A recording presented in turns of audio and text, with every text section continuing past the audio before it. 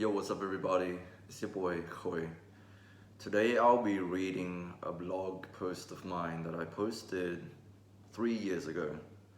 And this was before my mental breakdown. This was when I was still in that la la land, when I tried to escape this war inside my head. But without further ado, I will read you this post that I made on, I think it was the 29th of January 2020. Cherry Girl. Is the cherry sweet? I think that the rain will make them sour. My mom said in her loud, thick Vietnamese accent over the counter, half chewing the cherry that she has taken from the please try basket, half looking down at the premium cherries inside the display deli, unaware of the non-bargaining culture of the Australians. Well, they are all sweet, just that the rain will split some of them. Technically, they can still be eaten, just that they won't be very good looking. There are still lots of trees at the back that still have fruit and they are all sweet. The girl behind the counter spoke in her low, androgynous, raspy voice and smiled at my mom, then carried on speaking about how sweet the cherries are, as if my mom was still listening. Mom was already prepared to go out into the garden. I just want to take pictures and have the experience. She laughed boomingly at the girl at the counter. So it is just $5 for entry and you can pick as many as you want. Then when you get back, we'll weigh it and charge you according to how much you've picked. Go to the back just between the cones over there. You see it? There are lots of trees at the back that haven't been picked and they are usually the best. Cherry Girl smiled at my mom with a crooked smile and pushed the brown thick-framed glasses up her nose. She glanced briefly at me. Bobby, come with me. I want you to take my pictures. Mom beckoned me with one hand holding the bucket that the Cherry Girl has given her, one hand holding her Samsung mobile phone, which she has been taking millions of photos with over the past few weeks, corrupting its delicate electronics and crippling its memory capacity. She grinned broadly at me, uninhibited and unaware of how tiresome I have grown due to being her sole cameraman on these numerous mandatory road trips. My sister has been out of the state due to work and she is usually the one who has to take mom's photos.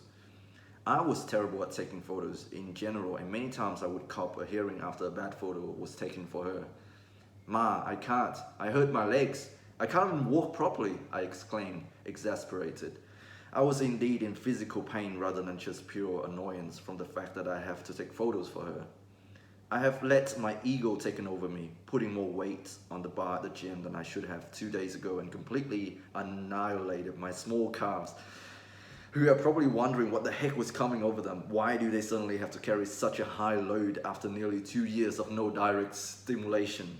I limped after her like a sick puppy, half attempting to get back and sit in the car alone to listen to my music, half trying to walk out into the garden. Mom had just come over to visit my sister and me for a few weeks, and nearly 2/3 of her time spent here. My sister was away for work. That meant I was responsible for being her tour guide.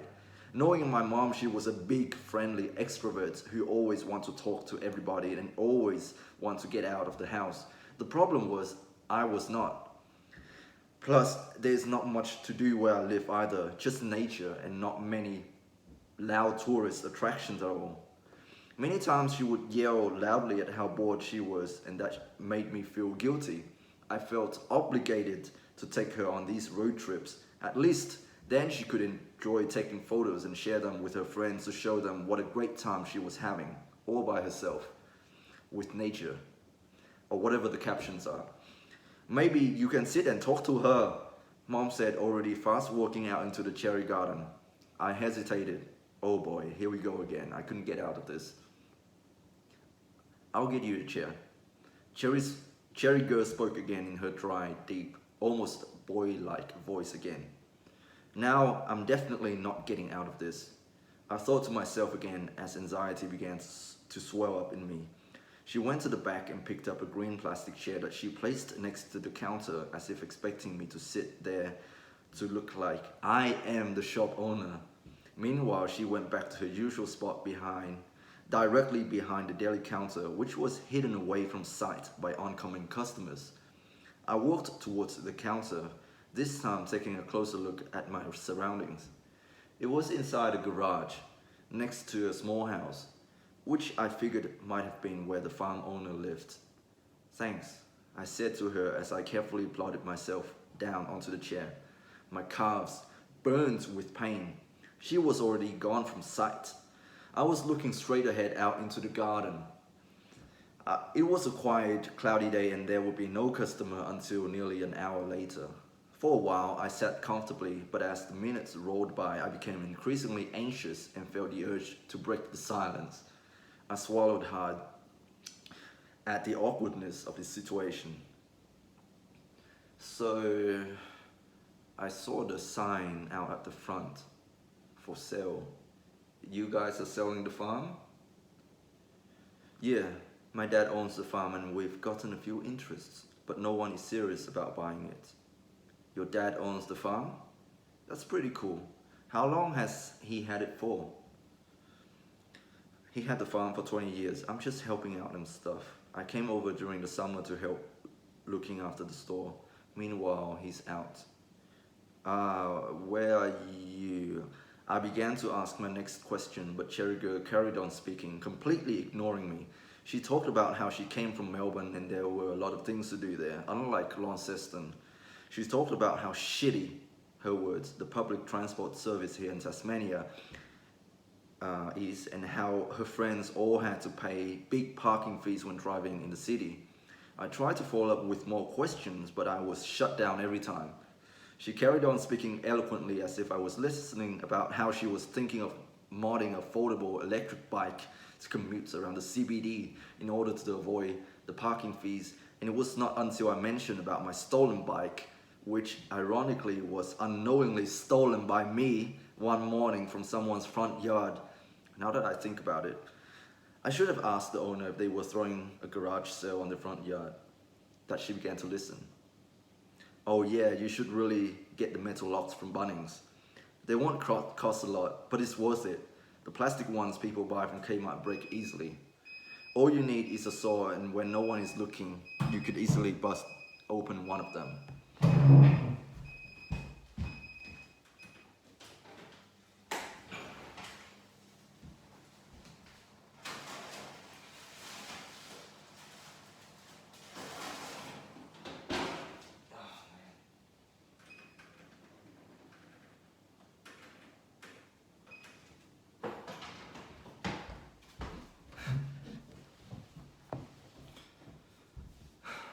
Yeah.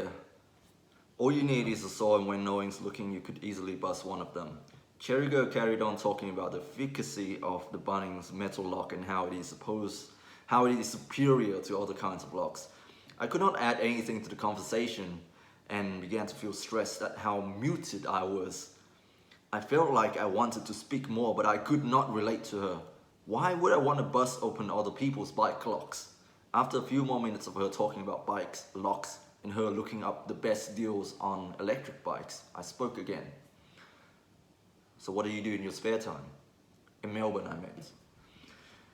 There was a moderately long pause. I pushed my chair back until I was able to look at her, who I could now see sitting behind a table behind the counter next to the cash register. She was wearing an oversized cotton jumper in white, brown sweater underneath which poked out of the sweater, and blue jeans with white Reebok shoes.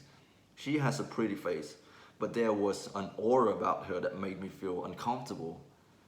No, intrigued, I dare say. It was as if she didn't really care what the hell I have to say about her.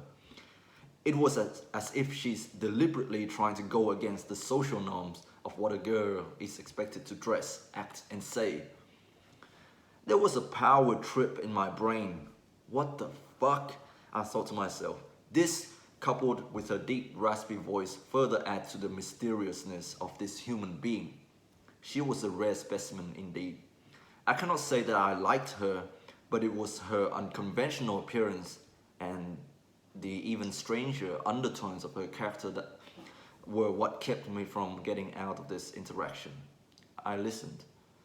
I fixed things. Anything. Computer, phones, if I can get them.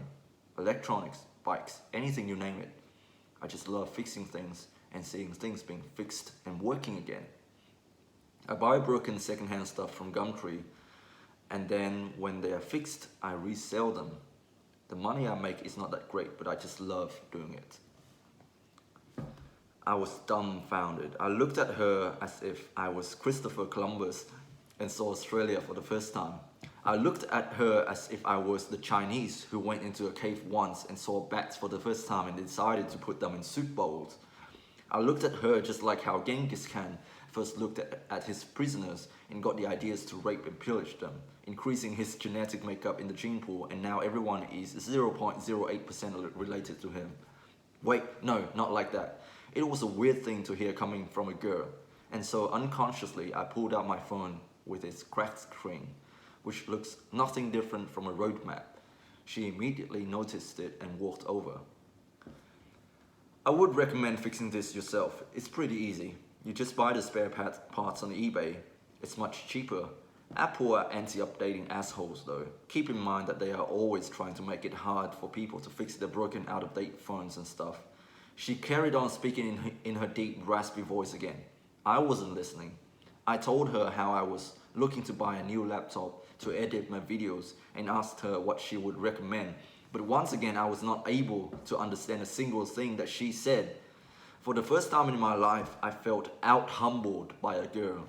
It is obvious she knows much more than me about things that I had considered to be exclusively for guys. I mean, come on. When I say computer nerds, most people would think of an overweight dude with ponytail sitting in their mom's basement, taking apart the CPU and playing around with the other hardware, not a chick.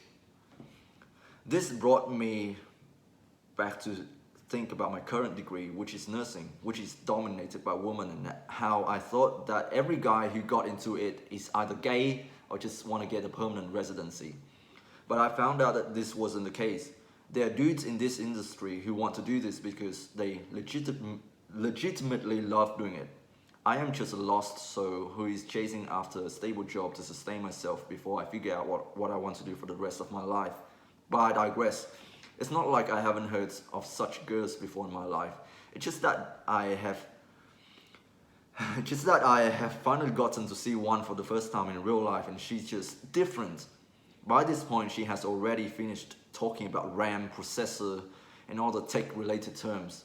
And I, who could not comprehend a single line of zeros and ones that came out of her automated Bluetooth, white-tooth speaker, began to nod my head in force agreement and acknowledge for her knowledge in this field.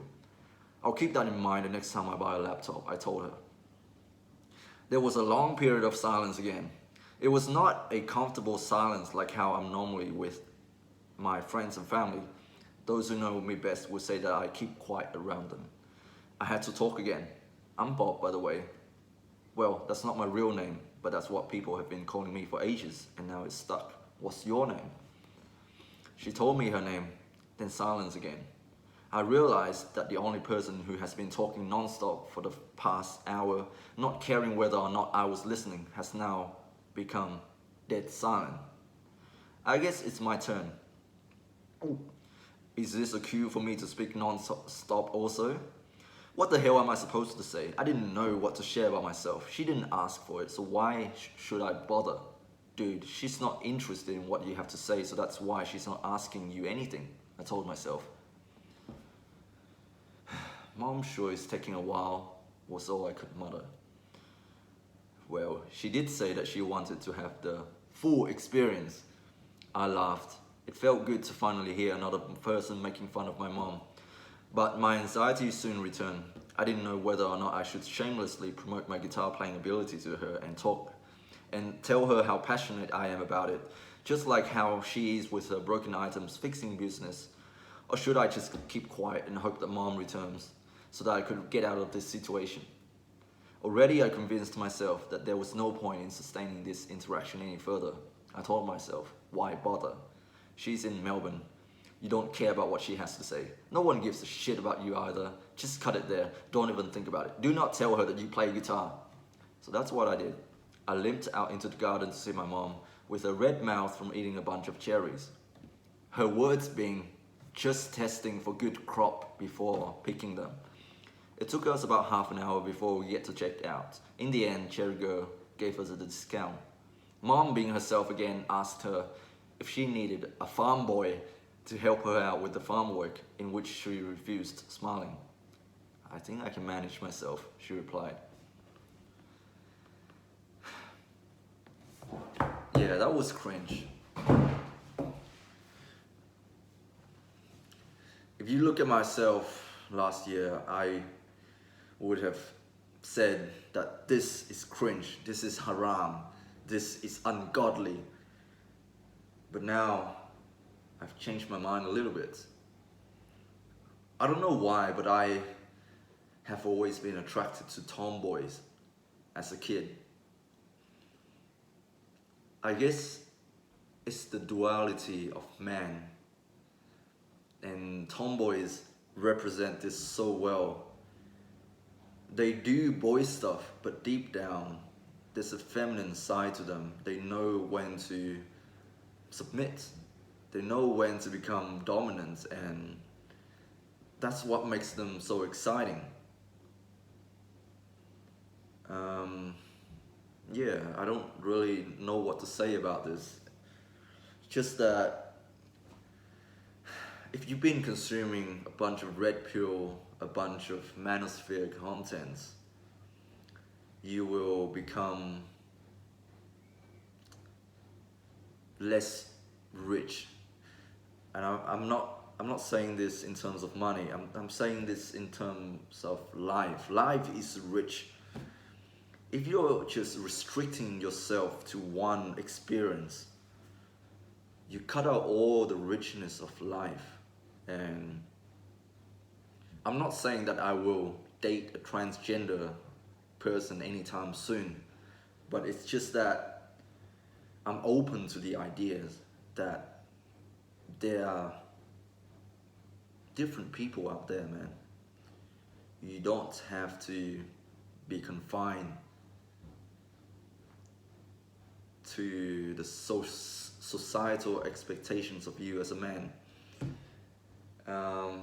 Yeah, that's all I gotta say for today.